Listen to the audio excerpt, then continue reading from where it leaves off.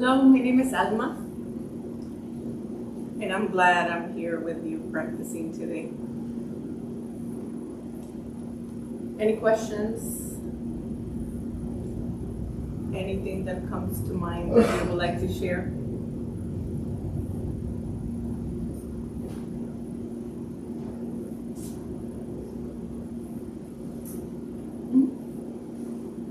I'm new here.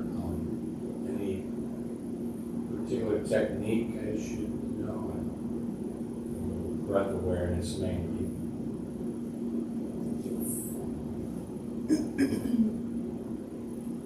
You might hear me repeat or mention during practice that three main things to focus are body posture, breathing, and awareness. So, interestingly enough, from the book that we are taking some teachings today, one of the questions is about how to sit, and we get technical about it. My invitation is that with every breath, you get comfortable in your body. Stillness is recommended, so that way awareness is expanded within your body. You get present to sensations, thoughts, sounds. And obviously, the practice exists within. Do I fit into those things? Do I engage in my own thoughts? Do I reject those things? Do I need to have my mind blank? Good luck. It's in the not rejecting, not engaging that the practice lands. And that's where the awareness is created. The recommendation is that whenever we find it a little bit more difficult to avoid engaging into those thoughts, that we focus on our breath. Inhale through the nose, exhale through the mouth, inhale through the nose, exhale through the nose, inhale through the nose, exhale through the nose. And that way, you're able to reconnect. Did I answer your question? Anybody else here for the first time? Welcome, welcome. Any questions? Any comments? Mm-hmm. Yeah, I say a mantra in my mind it helps me stay focused. I say love, kindness, compassion, patience, and joy. Yeah, there's a reason that I do that, and it just helps me stay focused on what I'm doing. Do you recommend that or no, or is it fine?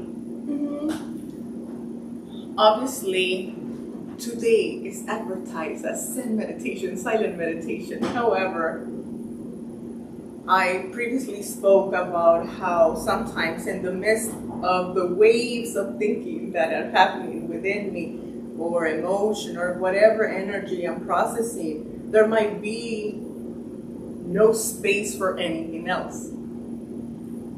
Therefore, the focus is in silence. Therefore, the focus is creating that space, so that way, if you choose to, you add compassion, you cultivate happiness, you cultivate joy, and it's another technique that you can incorporate to, like you mentioned, create that focus, that dance. Because again, in previous conversations with the group, the moment we're like, I got it, it goes away, right? So again, it can create a sense of flow in your practice, and I do it as well. Today was FGH. FGH. For a moment, I was so concentrated on those three letters that my mind went into mantra mode. I made a word say mom, mantra mode, mom. And it helped once I realized that I was not using the mantra anymore. And then I got engaged with the sound of the air conditioner and couldn't create the flow YouTube. Like, okay, that's my mantra now. Then I think I got engaged into another sound and I was like, that's my mantra, right? Like, oh, the cat. That was it. Somebody else got the cat. Like, ooh, I was following the meow. Very flowy. Did I answer your question? Thank you. Anybody else?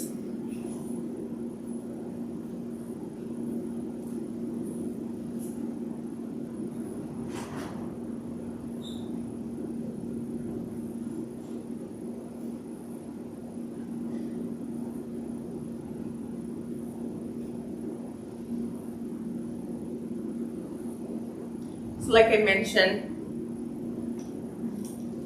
today I'm sharing from the book Meditation for Fidgety Skeptics. Any of those around here? And it's from Dan Harris. I really like the approach of questions and answers because some of us might have those questions and I still think they might not be good questions to ask, though. Let's see if this resonates. What's your view on how people should sit? Sit in a way that allows you to be still, comfortable, and alert. This can happen in many ways. On a chair, on a floor cushion, even lying down or standing up. But don't fool yourself. If lying down makes you fall asleep, then you're not being alert. If standing up makes you tense, then you're not being comfortable. Most people sit on a straight back chair or on a cushion. For this, your spine should be vertical and your knees should be below the pelvis. If your knees are crossed and bent upward above your pelvis, like the way people for some reason imagine you're supposed to sit in meditation, then this will create tension in the lower back, and you'll spend your entire meditation cursing somebody's name or this person. Better to sit in a decent chair with back support or to sit at the edge of a chair with your back straight. As for the hands, either place them gently on the knees or fold them in your lap. Can you move at all? Stillness is ideal.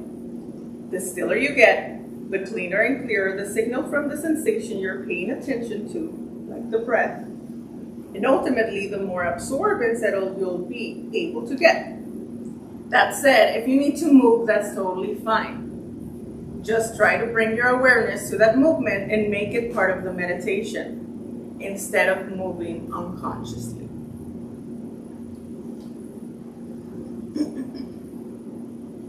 Speaking of timing, how long and how often should people meditate?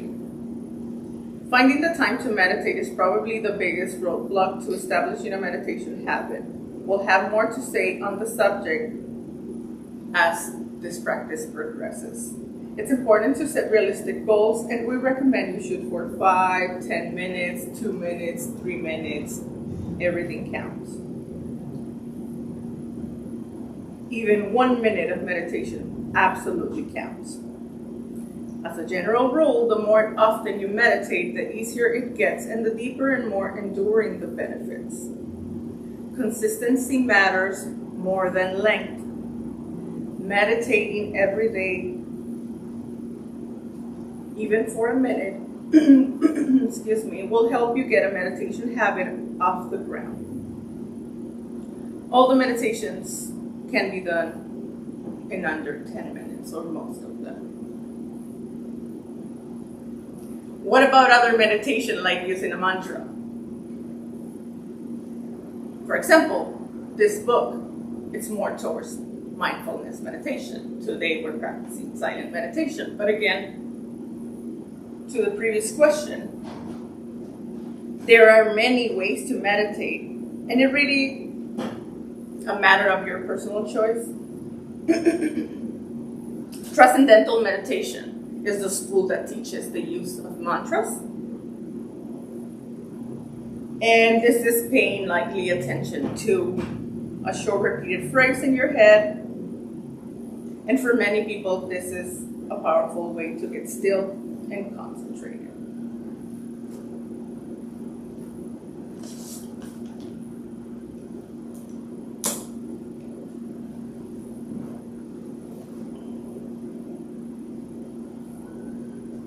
Anything to say about what I share? Anything to add?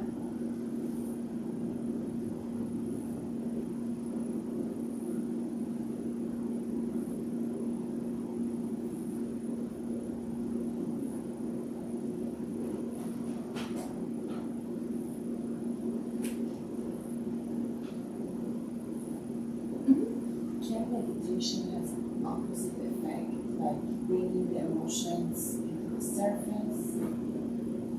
And Triggering? Yeah. And for how long do you have to continue to bring it on the surface? Can meditation bring up emotions or be, I heard, counterproductive or be triggering? If you consider that the practice of meditation is being present, and if you consider that we were talking about how the more you stay still, you get present to sensations, potentially emotions, thoughts, anything and everything around you and within you, there might be a possibility that one of the things that shows up is an emotion. And your immediate response is going to be, let me look into it and see what's going on here. Sounds familiar? Did you know that an emotion should be processed in 90 seconds? Anything beyond that will be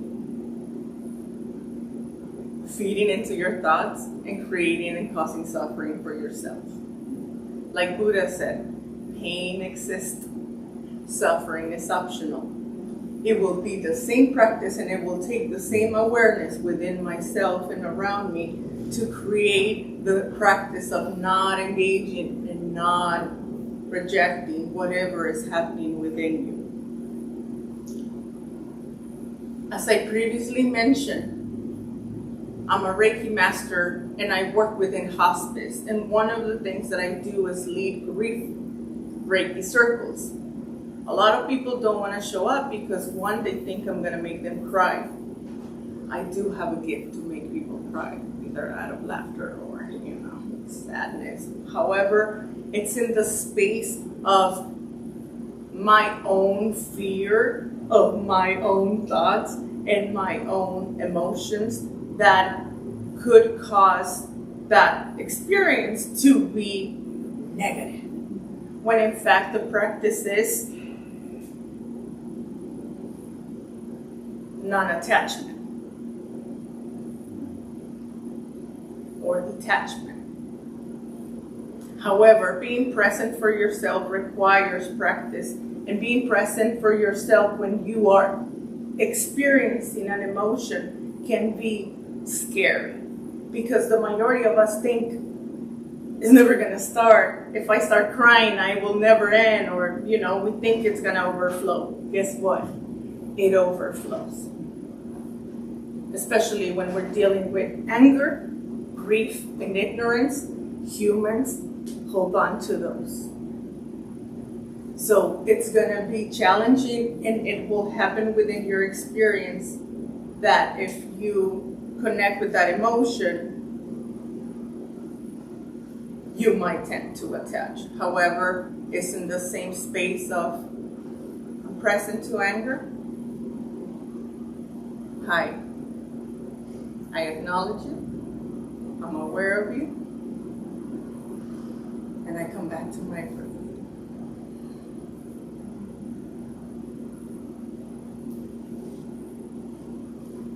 Now I'm present to sadness. Hello. I acknowledge you. I recognize you. And I return to my breath.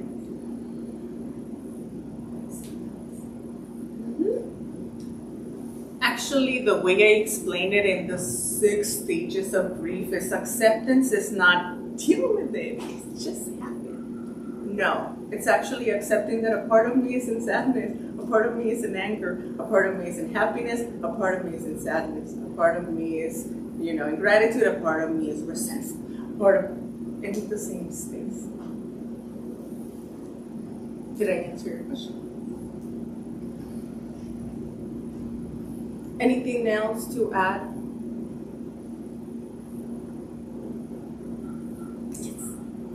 Yeah, I want to add something. In that book, it mentioned mantra practice and it related to transcendental meditation. But I was taught, I just thought I would share, I was taught a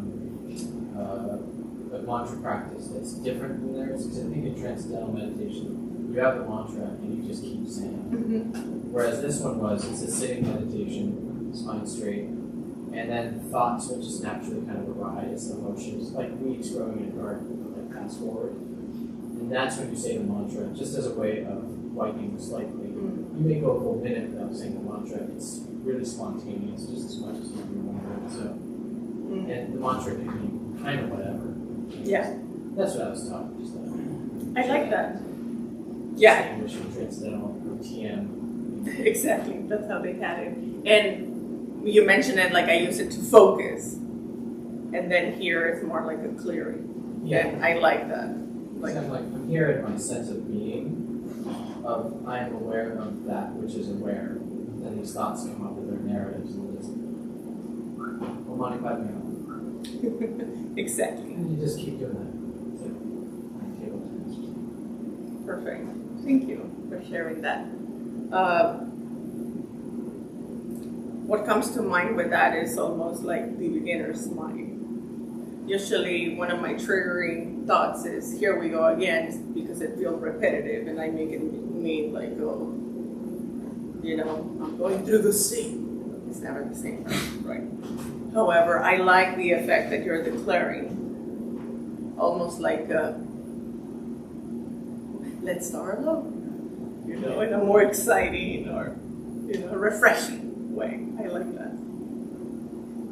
Thank you. Anybody else would like to compliment what we shared? Yes. I don't understand what you said about 90 seconds, really. And my example is this: I got divorced in 2008, and my kids moved to Utah.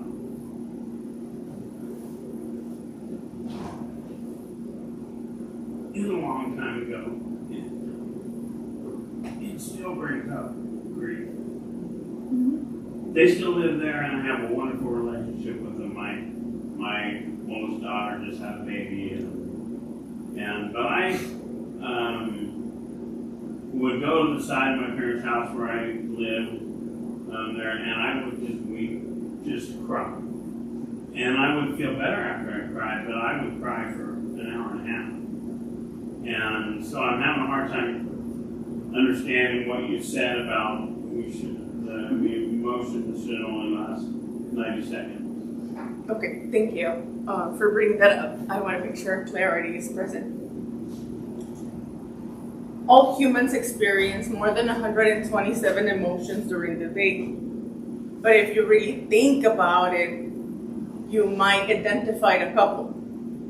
Because most of us practice at least 2 a lot. Mine are anger and sadness. I'm a master on those 2. My tendencies to those 2 are like, I can trigger myself into crying and getting angry really quick. Anybody resonates? It's like, woo, mastering anger. It happens. However, there's so many emotions. Like you said, joy, happiness, resentment, bargaining. Like there's so many emotions we experience. However, if you really think about the practice, we tend to go to the similar places. Now, that's what I meant by emotions should exist within the body, within 90 seconds. However, it's not like, let me feel sadness. Are we done with that? Let's welcome anger. No. Grief is not like, the first stage is going to be denial. Once you're done with that, it's going to be anger. Once you're done with that, it's going to be sadness. No, it's bam, bam, bam. Like, you don't even know which emotion they're feeling because it's so where it feels like it's all happening at the same time. However, that is where practice resides, where we are able to create awareness in our body, to recognize the difference and honor those sensations that might allow us to expand on recognizing further sensations, further emotions beyond the ones we master already. Now, you are correct. And going back to our conversation earlier, acceptance is accepting that there's gonna be a part of you that is always gonna weep, maybe for an hour, or grief, and get triggered when you go to places, on certain dates, on certain events. And that's accepting that a part of you, it's hurting.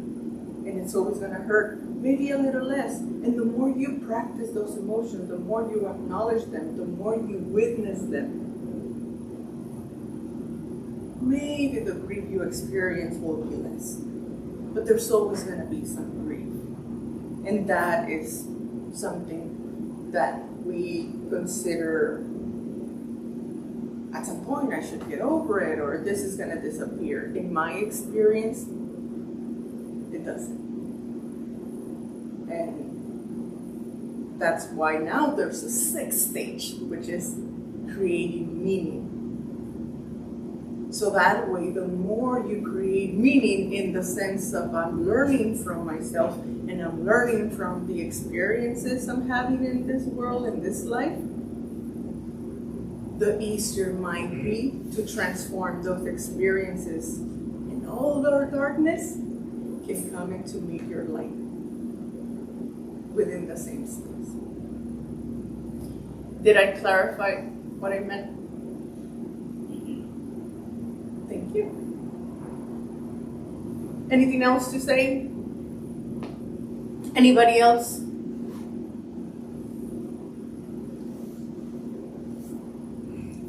Yes. Just to make sure I'm understanding that last clarification, you're not saying that you should process it within 90 seconds to get through it. You're saying as you're feeling this emotion that might last several hours, as you're feeling these different emotions, you should recognize it within 90 seconds.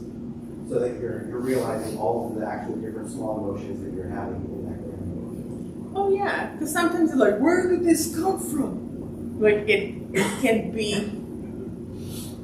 disrupting, or it can be one of your blind spots. So it might take longer to adjust it, process it, or understand it, because obviously there's always a component of let me think about it, right? However, there is, like you said, the awareness of in the experience that could be reflected in 90 seconds. But most of us don't process those emotions. And what happens, even when I talk about chakra healing, the emotions are not processed, they are stored. Most of them are stored and converted into anger, and most of us have it in the stomach. Any digestive issues lately? How's the heartburn? So all of those emotions can be stored. That's why I do work with the emotional body and the physical body, because again, we're emotional sentient beings. And that's why sometimes it's like, oh, this came out of nowhere. No, it was stored in your body, lingering in your legs. It just, it got triggered by something, a memory, a place. So again, you're right. It's more in the sense of awareness, and then, boom, it's gone. But your mind doesn't speak, your body will scream. Ideal will be that we have that level of awareness. I recognize you. Do I have to think about you? No, anger. I recognize you. I acknowledge you. And I let it go. Did I answer your question?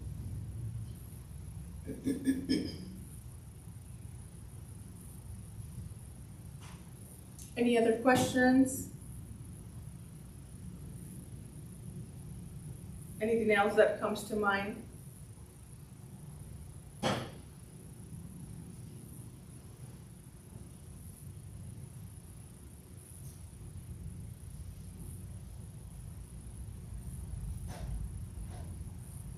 Let's do this.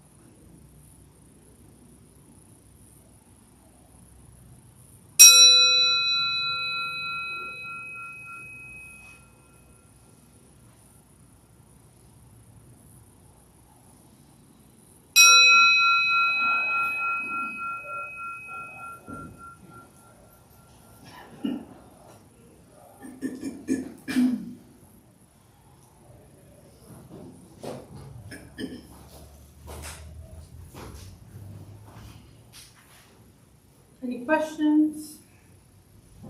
Comments? Concerns? Complaints?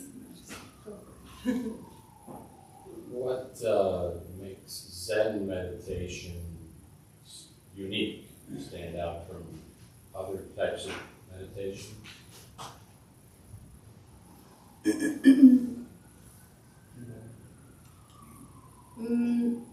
Traditional Zen relies on the understanding of being present and in the practice of being present with your posture, your breathing, and your awareness. When we think about Zen, we can explain it as a continuous of our reality. When we are present to our inner world and our outer world in the same space. It's very deep, I know. And it's not. Because the sense is, when you're able to just focus on your breathing and you're able to, be aware of your sensations, at the same time you're hearing the bird, almost talking to us, that's when you're in that space of inner world, outer world. The understanding is that there's no separation. That whatever exists around you and whatever exists within you, it's all happening at the same time. And the more you practice, you're able to find those spaces when it's almost like everything disappears. There's a sense of relief. And that's how I can describe Zen. When you are in the zone, in the moment. Another thing that I can tell you about Zen is that it can be in movement, walking, doing the dishes, swimming.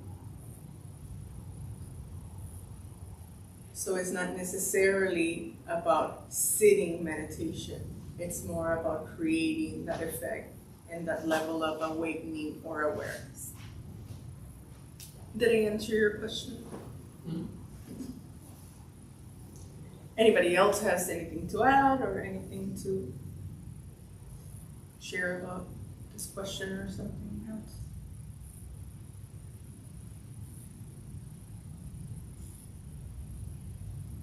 I guess for me, it was like classically practice it by staring at the wall. Exactly. That image came to mind. It's like, it's very focusing on nothing except your breath and body sensations. But other forms of meditation might explore your thoughts or encourage yourself to feel loving kindness or things like that. Metta. It's Or the mantra. But here, and thank you, the key word is nothing. Nothing matters.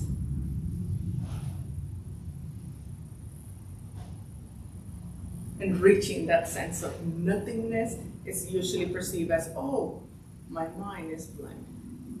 Those are the moments that it's just the level of awareness that you're creating that allows you to perceive everything around you. And that's where the book was saying you're like in a place of alert, almost like ready to jump if you need to.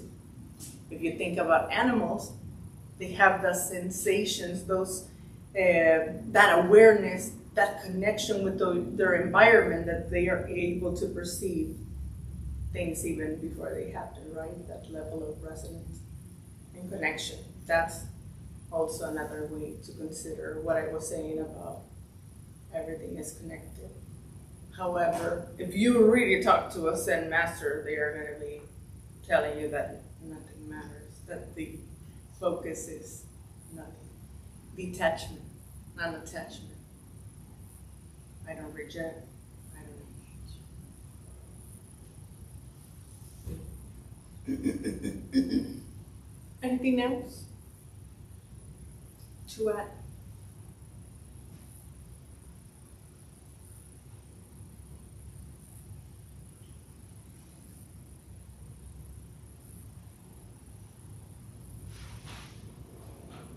Now,